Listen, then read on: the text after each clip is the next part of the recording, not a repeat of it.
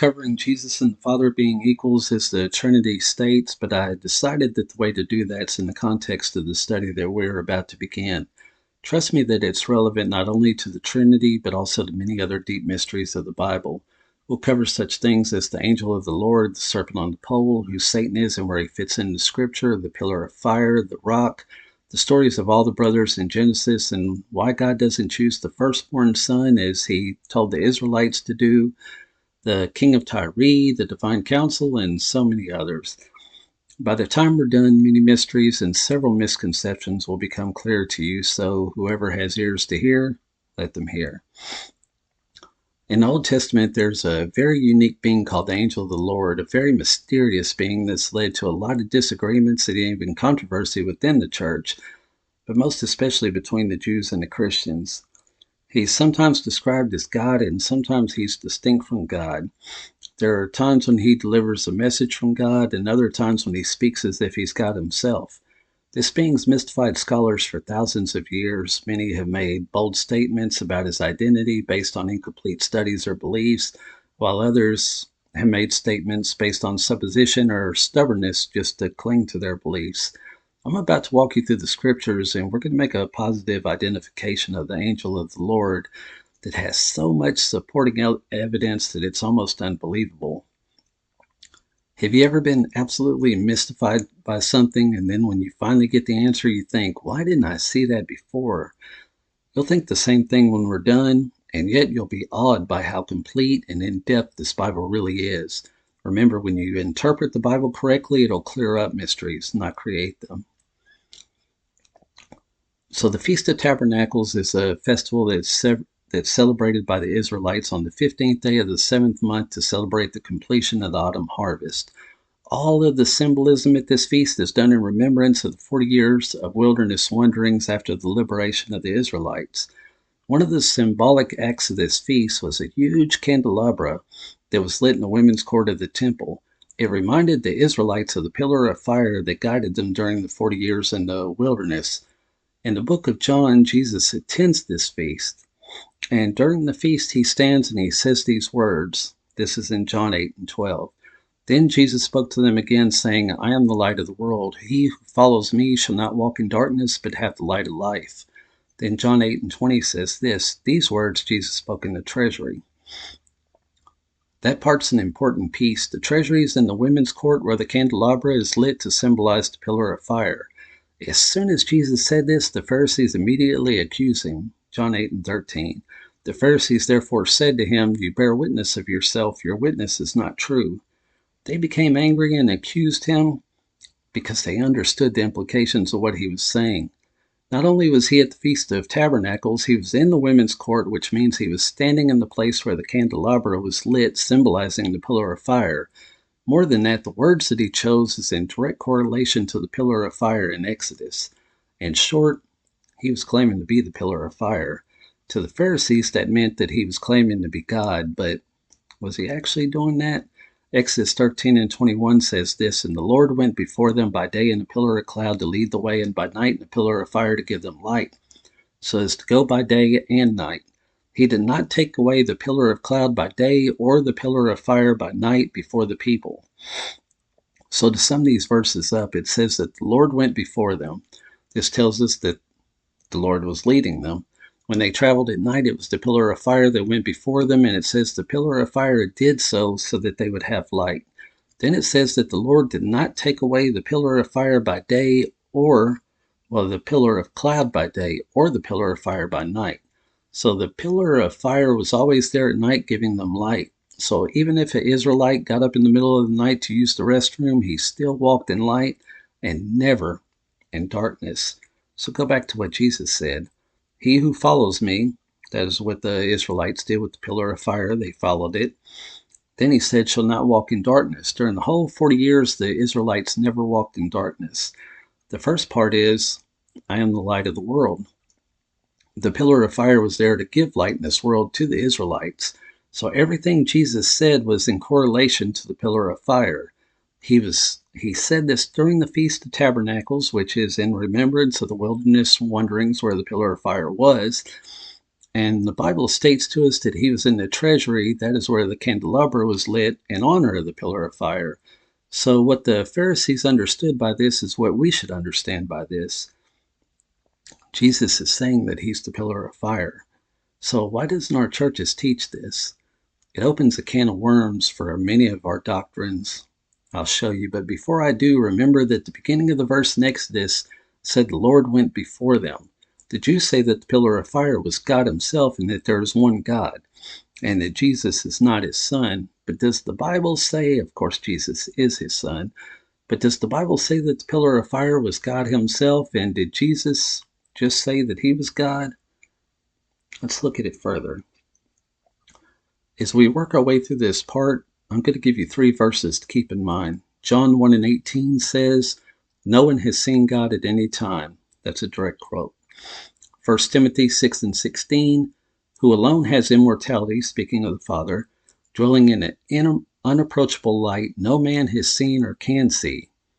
Then John 6:46, "Not that anyone has seen the Father except he," meaning Jesus, "who is from God, he has seen the Father." These verses tell us that Jesus is the only one who has ever seen God. So Exodus 14:19, excuse me. "And the angel of God who went before the camp of Israel moved and went behind them. So it came before the camp of the Egyptians and the camp of Israel. Thus it was a cloud of darkness to the one, and it gave light by night to the other, so that one did not come near the other all night." In this passage, the pillar of fire separates from the pillar of cloud. The pillar of fire moves behind the Israelites, and the pillar of cloud moves in front of the Egyptians. By doing so, the Israelite camp was well lit while the Egyptian camp was dark. But notice that this passage refers to the pillar of fire as the angel of God. So is it an angel or is it God himself? Exodus 32:34. "Now therefore go, lead the people to the place of which I have spoken to you. Behold, my angel shall go before you." As we know, it's a pillar of fire that goes before them, and here God says that the pillar of fire is his angel. Exodus 33:14 says this, "My presence will go with you, and I will give you rest." Isn't that kind of a strange sentence? My presence will go with you. So I looked up the word presence in Strong's Exhaustive Concordance, and the Hebrew word is panah. It actually means face. It doesn't make it less strange, but it does make pieces of the puzzle fall into place. So a correct translation will be, "My face will go with you, and I will give you rest." This gives the verse an entirely different meaning. Again, this is referring to the pillar of fire. So it's been referred to as the Lord, the angel of the Lord, and the face of God. Still speaking of the pillar of fire, God says this, Exodus 23:20. "Behold, I send an angel to keep you in the way and to bring you into the place which I have prepared. Beware of him and obey his voice. Do not provoke him, for he will not pardon your transgressions, for my name is in him." So not only is the pillar of fire an angel, but he's the face of God and has God's name inside of him. Exodus 14:24, "Now it came to pass in the morning watch that the Lord looked down upon the army of the Egyptians through the pillar of fire and cloud." In this verse, the pillar of fire and cloud is once again distinct from God. The angel, who is so bright that he appears just a pillar of fire to them, God looks down through the angel's eyes. Note that the eyes are a feature of the face, of course. I also want you to note that the pillar of cloud and fire are singular. It says pillar, not pillars. So it isn't a pillar of fire and a pillar of cloud. It is one pillar. The cloud is to cover the pillar's brightness by day, and then the cloud is gone by night, but the fire, of course, remains. In this next passage, Moses meets with God face to face. Now you're thinking, wait, you just told me that no one other than Jesus has ever seen God. So isn't that a contradiction? Please pay close attention to what happens here and what I've already showed you.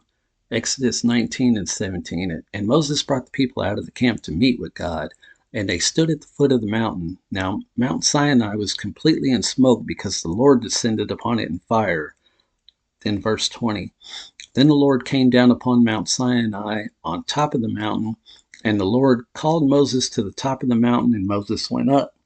Exodus 20, and 1 says this. And God spoke all these words, saying, I am the Lord your God, who brought you out of the land of Egypt, out of the house of bondage. You shall have no other gods before me, which is the first commandment. In these verses, God speaks with Moses and with all of Israel. Deuteronomy says this, 5 and 4, the Lord talked with you face to face on the mountain from the midst of the fire.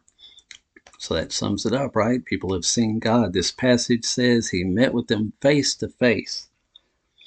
And that, my friends, is the key to understanding what is happening here. Remember, God said that his face will go before them, and the face that he spoke of is the pillar of fire, and the pillar of fire is the angel of the Lord. Any doctrine that you have must be verified by the Bible, and anything that directly contradicts it means you have the wrong doctrine. So here the Bible is verifying the Bible. This is Stephen talking in Acts 7 and 38.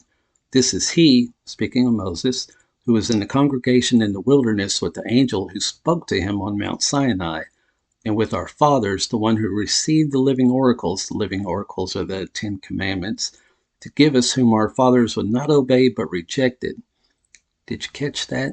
The angel who spoke to them, it was not God himself, whom no man has ever seen, but his face, which is the angel of the Lord. Again in Acts 7 and 53, who have received the law by the direction of angels and have not kept it. It wasn't God meeting face to face literally. It was God's face meeting with the Israelites and Moses. His face is the angel of the Lord. Let me show you much more concerning this. Remember the story of Jacob wrestling with God? Right after Jacob wrestled with God, Genesis 32 and 30 says this. So Jacob called the place Peniel, for I have seen God face to face, and my life is preserved. Isn't it funny that the phrase is always used face to face? Did you ever think before that it had a deeper meaning? We read phrases like that and we just kind of keep going, but I'm telling you that everything in this Bible has a deep meaning. Peniel literally means face of God. Then in the book of Hosea, it says this about Jacob's wrestling match with God. This is Hosea 12 and 3. He took his brother by the heel in the womb, and in his strength he struggled with God. Yes, he struggled with the angel and prevailed.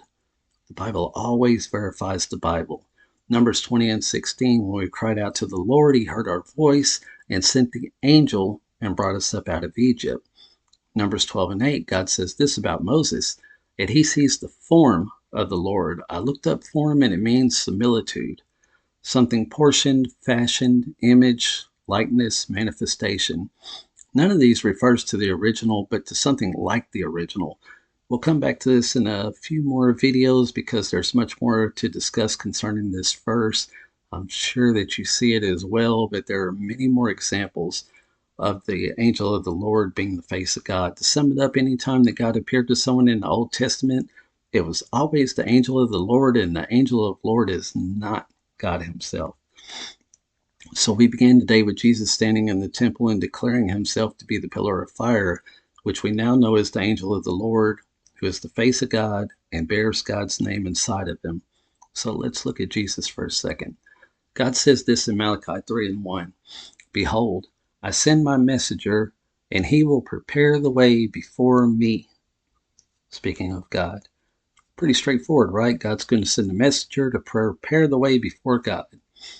This prophecy has already been fulfilled, and Jesus himself tells us of this prophecy in the way that it was fulfilled. Speaking of John the Baptist and of himself, he says this in Luke 7 and 27. This is he, speaking of John the Baptist, of whom it is written, Behold, I send my messenger before your face, who will prepare your way before you. This is Jesus speaking. John was here to prepare the way before Jesus, and he did this. And this is what Jesus was speaking of. But look at the changes that Jesus made to Malachi 3 and 1. He begins with a word-for-word translation, Behold, I send my messenger. Then Jesus translates its meaning instead of literally, and he adds, before your face, speaking of himself. He calls himself God's face. Then he says to prepare your way before you. He's saying that he's the face of God and yet distinct from God. He says, your way before you. He doesn't say, prepare my way before me, but your way before you. Listen to what John the Baptist's father says about John preparing the way for Jesus. Luke 1:76, and you, child, will be called the prophet of the highest, for you will go before the face of the Lord and prepare his ways. Jesus is the face of God, not God himself. This is why Jesus says this in John 14:9. He who has seen me has seen the Father. Again in John 12:45. And he who sees me sees him who sent me. Jesus says this because he's the face of God and not God himself. And that's why John is able to say this in 1:18. No one has seen God at any time. The only begotten Son who is in the bosom of the Father, he has declared him. The Trinity and their belief that Jesus is the Father puts these verses in direct contradiction. Jesus is the face of God, and he reveals the Father to us as the angel of the Lord did in the Old Testament. 1 Timothy 3:16. God was manifested in the flesh. That's a literal translation. Manifested means render apparent. Not that he was actually God. He renders God apparent to us. Colossians 1:17, he is the image of the invisible God. An image isn't the original. With the belief that Jesus is God, all these verses are directly contradict each other. If you read the Bible and let the Bible interpret the Bible, it makes perfect sense. We're nowhere close to done on this subject, and we'll pick up right here in the next video. Jesus is going to make many more claims concerning the angel of the Lord, and I'm going to show them all to you. You'll be surprised at not only the direction this path will take us, but how beautiful and wonderful the true story of Jesus actually is. He's the true Son of God. There's no doubt about that. But even the meaning of that is deeper and way more beautiful than you have been told. Keep safe, and I will post again in a few days. In the meantime, contact me on Facebook or Instagram if you have questions. I make myself available there. If you'll send me a friend request, I will accept, and I'm available on Messenger for questions, prayer requests, or just get to know each other. I'm building an online community for those who really want to know what the Bible says and those who wish to worship our God in spirit and truth. I'm looking at sites for a physical church, but we still need funding. The website is taking up so much of my time. It was not as easy to build as advertised, but we're up and running and trying to get the message out. I will release a mission statement soon, and until then, may God richly bless you. Thank you for your time.